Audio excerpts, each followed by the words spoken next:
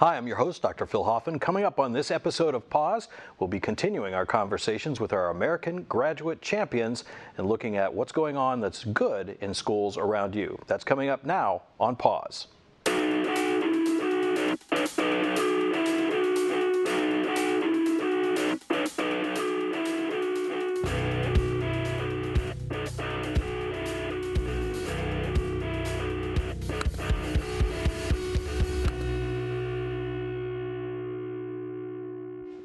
And welcome to Pause. I'm your host, Dr. Phil Hoffman, and today we're talking to Jennifer Carr, who is the music director at the Kingsville school system. And welcome, Jennifer. Thank you. Thank you for having me. Now, you're one of the American graduate champions from KMOS this year, so we were happy to give you the award earlier today. Let's talk a little bit about your role as the director. We were talking earlier, you do everything for Kingsville as it relates to music, from kindergarten through 12th grade. Yes, I teach all of the general music classes for elementary, kindergarten, first, second, third, fourth, fifth, sixth. I have a 5th grade band, a 6th grade band, and right now I have a 7th and 8th grade band and a high school band, which I sometimes combine when we perform. But those are all the classes. I also teach a 7th and 8th grade general music class. So I have all of them. So lots of students know who you are, obviously, in the Kingsville Public Schools. Now, we were talking earlier about sort of the growth of the bands over the last few years. Let's talk a little bit about how that came to be and why do you think that that's happening? Sure. I think that when I first started at Kingsville, we had a 7th through 12th grade band, and they were about 13 to 15 kids strong, which for the size school that we have, Kingsville is a very small school district. It's not uncommon to have a music teacher that teaches everything. There are many small schools in our conference and district that have one music teacher for either all of it or all of the elementary or all of the secondary. So that's not uncommon, but my passion is in instrumental music and band. I'm a band teacher, I'm a band director. Although I do many other things, that's where I think I can make the biggest difference for kids. So when I came to Kingsville, I invested a lot of time in preparing the kids for band, recruiting for band, trying to make it a meaningful program for them, because I feel like Kingsville is a very small town. There's not a lot to do. And if they could have some opportunity to see what's outside of Kingsville and know what's possible, then that's what I want to give them. And certainly there are thousands of stories about musicians from small towns, and their instrument and their talent was their way to find great fame and fortune. Exactly, their ticket. Absolutely. To make it. Mm-hmm. When a student comes to you as a kindergartner or first grader or second grader and you're working with them, is there a way that you can kind of look at a student and their talent and say, oh, I want this kid to really stay in? Oh, I look at all of them and say they all have that. I don't know if every teacher does that, but I see my kindergartner. We have one class for every grade. So I get a new group every year, and they're my kindergartner class. And when they come in, every little child is a musician. It doesn't matter where they came from or what they did. Every little kid wants to sing a song and to hit rhythm 6 together. So it's just nurturing that and making sure they still feel safe enough throughout their education to continue doing that and celebrating who they are through music. I think everybody has that potential. Now, one of the things that we hear a lot today when you're looking at any public education system is, well, music is a frill, art is a frill. There's a lot of conversations about those kind of things.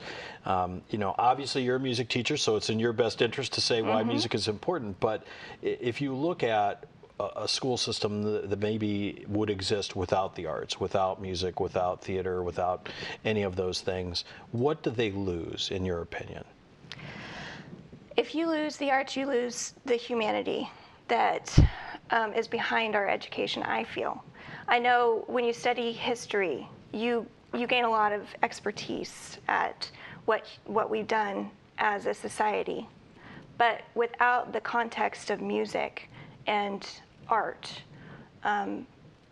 those things they don't feel the same. They aren't the same because music is a global language.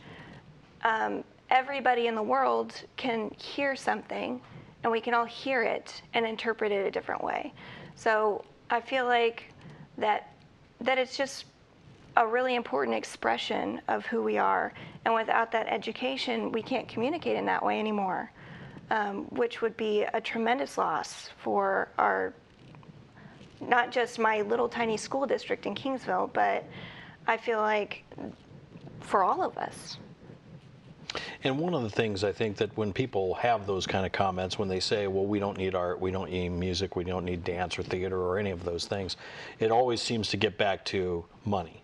And not money in terms of hiring people, but this is not a job that's a career. No one can make a living doing this, and ergo, it is of no value. You know, obviously, again, as a music teacher, you have vested interest in this, but Sure. I'm sure you have seen examples where you can refute some of those arguments. So what does a student get, even if they're not going to make a living as a musician? What do they get as a grown adult from that experience, having had that experience? I asked some of my high school students to play for my fourth graders a couple weeks ago at the end of the school year, as kind of a little recruitment tool. You know, come and play, and we'll play some of the songs that we've played throughout the year, and they can ask you questions. Why you like band? Why do you think band's important? And it was interesting for me to hear what they had to say of what they thought was important. Why are you in band? Because I love the people I'm in band with. You build relationships in band. You build connections. You hear a song that is inspired by something else, and you go and investigate what that was. We just played Last Ride on the Pony Express. So the contextual relationships there, as well as the physical, like you're in this room together every single day. We're going to play. We're going to be a team, and you're going to be a part of that. And it doesn't matter if you're the best player or the worst player. You're going to play, and we're all going to do this together. And don't worry, we're all here. We're going to help each other, but you've got to do your part. That responsibility is priceless. Those lessons that you learn in band, I feel like you can learn and teach many things that aren't always in the curriculum. Sometimes it's character things that you learn in band. So those kids really opened my eyes. It's good to have a reminder every once in a while, like, oh, you're right. That's what you learn.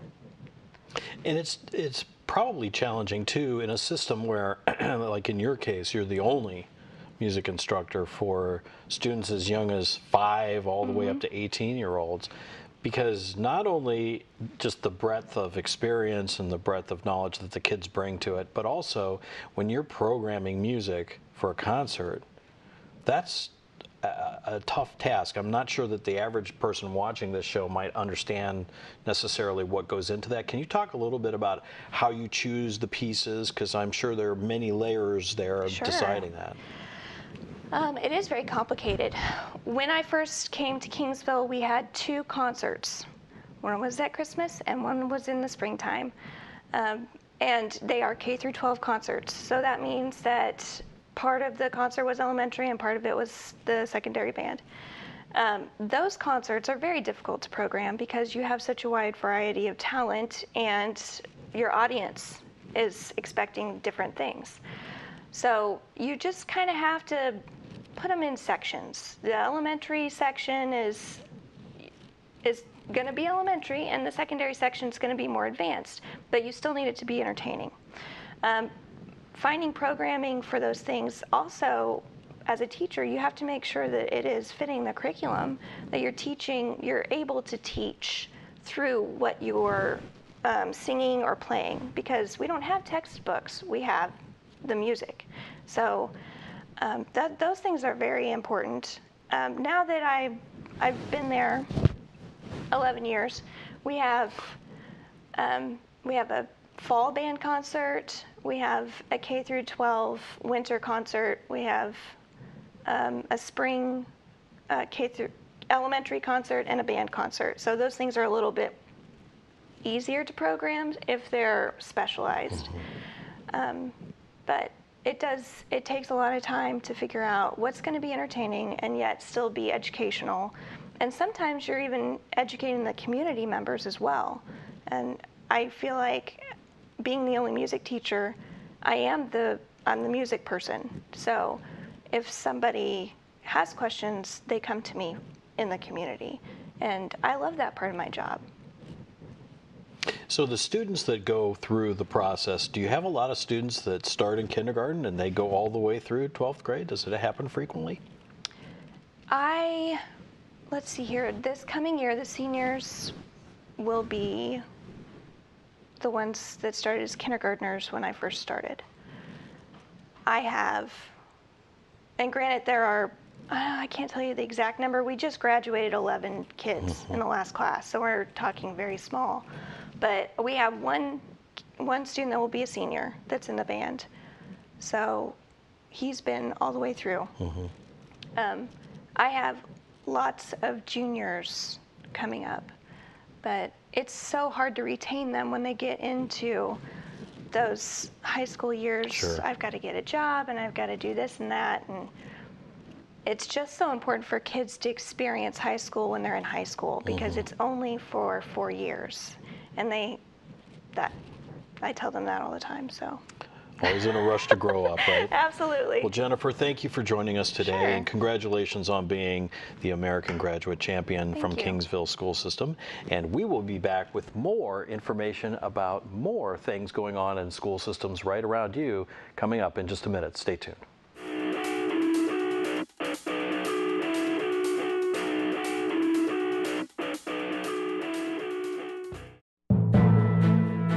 What if news wasn't just a commodity, but a commitment? The fiscal cliff is a fiscal suicide. Why shouldn't we explore every side of the story? The Syrian army had pulled back. Where can you turn for news you can trust? How do we make sense of something like this? On PBS, we believe journalism should never stop asking questions. Give to your PBS station and support independent journalism. We answer to no one but you. Who says we can't know how a Civil War soldier felt, or what it's like to change the rules of the game? Ken Burns pioneered a new way to tell America's story. And only PBS gives filmmakers like him a place to push the boundaries of what TV can do. Give to this PBS station so stories like these are available now and for generations to come. My granddaughter is named June Elizabeth, but I call her Junebug. My hope is to teach her about kindness and about the love of animals and nature. I want Junebug to have the same opportunities I had by watching PBS. My husband and I feel so strongly about our PBS station that we've included them in our estate plan. Call 1-800-753-3436. PBS is part of our values, and we want to pass it on to the next generation.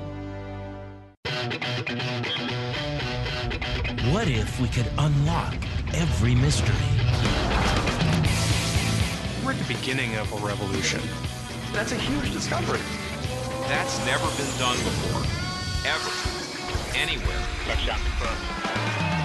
No one feeds our curiosity like PBS. Give to your PBS station so future generations can keep asking, what if? And we're back here on Pause, and joining us now is Sharon Finley-Peerson, who is the coordinator for Parents as Teachers with the Warrensburg City School System. Hello, welcome. Hello.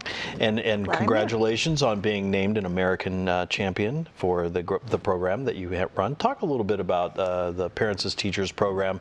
You had mentioned to me just before we started here, it's been around for more than 30 years now. Tell me a little bit about it. Parents as Teachers began in Missouri, and under the premise that parents are their child's first and most important teacher, and learning begins from the beginning. So in 1980, it started with 4 programs, and they did a test and shared that it was very successful. So they, in 1985, had parents as teachers started throughout the state in every school district in Missouri. And for folks that aren't familiar with the program, talk a little bit about what specifically you do to support education. Parents as teachers, like I said, we are basing our program around the parents are their first teachers. And so as a parent educator, a parent would visit with parents, and typically we see them in the home. And we share information with the parents on what to expect with their child at certain stages of development. We give them ideas on things that they can do with their children to promote their development, and we're there for support, answer any questions or concerns they may have. And another component of parents as teachers, we try to screen the children yearly just to see how their development is going as well. And it can be very daunting as a parent, because I've gone through this with my own children. You know, you think to yourself, are they ever going to get over this? Is this how they're always going to think about things? And so it's probably very comforting, I would imagine, to parents to hear the discussion of the developmental stages and where, you know, students might progress. Information is very empowering, I think, for parents. And if they know what to expect and what may be coming up, they can anticipate some things they can do and maybe help them with some of their concerns that might be approaching. When you go and you talk to parents, what do you find typically today is among the biggest concerns for parents? Are there certain areas where you're seeing sort of like this is a real concern for folks? Well, I think every parent has different kinds of concerns, right, and it's kind of centered around their own child. I think some may have to do with discipline, or is this typical development, or is this something I'm going to expect for the rest of my life? This child's going to be challenging me like this.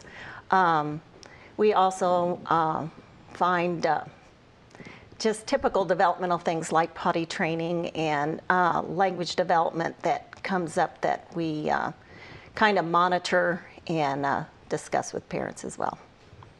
So let's talk a little bit about this sort of, this is a program that is within the school system in some ways, but really is focused much more externally in a lot of ways in terms of working with parents. So you know, I think folks often look at a public school system and say, well, just get the kids in there and just teach them in the classroom, and that's what your responsibility is. Obviously, this program goes well beyond that, right? Sure it does.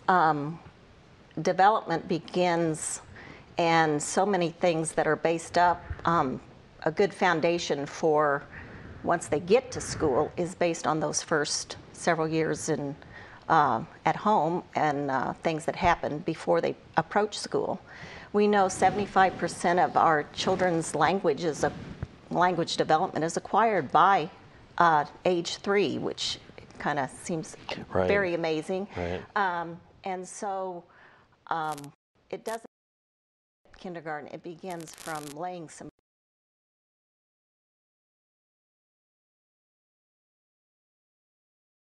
to share with parents.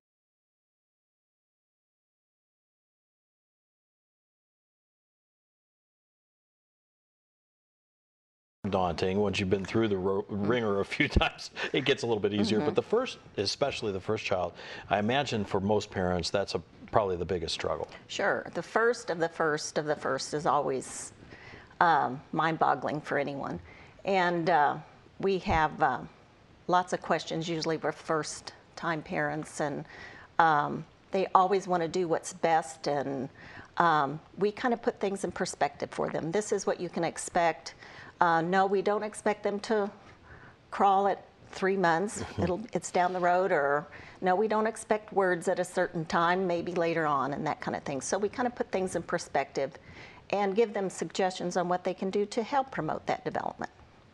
Well, and certainly I can recall when my kids were young. I mean, there seemed to be, from my perspective, a lot of, you know, oh, well, they should talk by this time and they should walk by this time, and a lot of rules, which I always thought were kind of silly because human beings are going to evolve. You know, I'm sure there's normative phases, but everybody's a little bit different. Sure. Yeah, and so when I would have those conversations with oftentimes healthcare professionals, and oh, well, this person should have developed this by this point, it always kind of took me back a little bit in that conversation. We all need to kind of have a basis to go by, just some guidelines. Not every child will do the same thing at the same particular time, but there's certain gauges. So we want to make sure that some of these skills are accomplished by a certain time. So if they aren't, then we can possibly get some early intervention to help them out early on. So before they get to school, we have that taken care of, hopefully. And certainly kids are going to develop at different speeds as well. Sure. So in my case, one daughter started talking much earlier than the other one, but the other one started walking and doing more physical things much earlier. So just within that little small sample, right, I saw quite a variation in terms of when things started. Well, when you talk to parents about what they can do, what are the basic tips that you think are probably mostly applicable to almost any parent as they're working with their kids before they start school? I think communication, talking to the child, explaining things to them, labeling things, reading to their children on a regular basis, and using that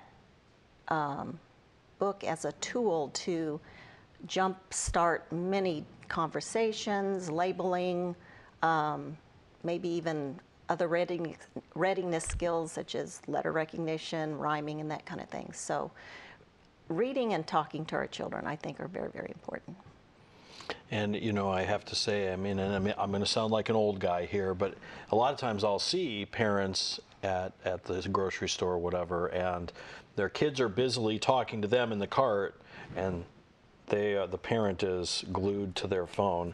And I always wonder what that portends for us a few years down the road. What does that mean? Maybe nothing. I mean, maybe I was distracted too when my kids were little, but I always get a little concerned about that.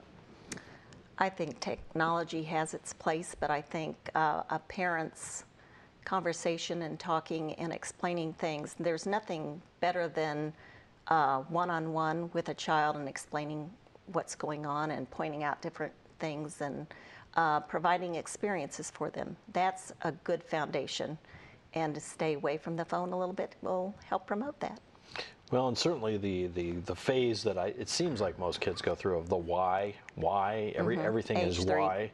Holy cow, I can remember there were days when I thought to myself, how many more times can you ask me why in a day? But that's them trying to make that sense, right? Trying to make the connections about how things interoperate in the world. Well, when they become preschoolers, they become more aware of their environment, and they have based a lot of their information on concrete things, but at 3, they are a little bit more abstract, and they're asking lots and lots of questions, and it can be nerve-wracking, but that's how they learn about the world, and we need to run with it when they ask. Right. And my wife taught me a good lesson. Only answer what they've asked. So when they started asking questions about the birds and bees and that, she was very skillful in only directly addressing the question as asked and nothing more, which I was very envious of her ability to do that. Yeah, we can project what we think that they're asking, and it may not be what they're asking. Right. Much more simple sometimes. So with the program being now 30 years old, you've had chances, I'm sure, within the program here in the state to kind of see the outcomes. So what do you see? What kind of difference does the program make in terms of a child's education? I think the program helps parents become more informed and help with skills that they can help with their children to help get them off on a good start. Another part of the program that we do is that we do screen children. We screen children in daycares, we screen them in their homes, and we have community screenings. And we also provide information to those parents there might be concerns, and connect them with resources that are available in the community to hopefully get them some of those things corrected before they get to school, and again, get them off on a better start. Great. So what would you like to see happen with the program? Are there things that you would like to see grow or see, happen in the future? Parents as teachers 5 years ago went through a budget crunch, and we had to cut several parent educators. Many school districts had to cut parent educators, and I would love to see the funding return and love to see more parent educators in every school district, because this is very important to start from the very, very beginning. Great. Well, thank you for joining us today. We appreciate it, and congratulations again on being named an American Graduate Champion. Thank you. We appreciate it very much. Thank you. That's it for this episode of Pause. We hope you have enjoyed it. If you'd like to know more about parents as teachers, you can always visit us online at kmos.org, and you'll be able to click on the link that'll take you right to the information about that program. I'm your host, Dr. Phil Hoffman. Thank you for joining us on Pause. We'll be back with more about your area soon.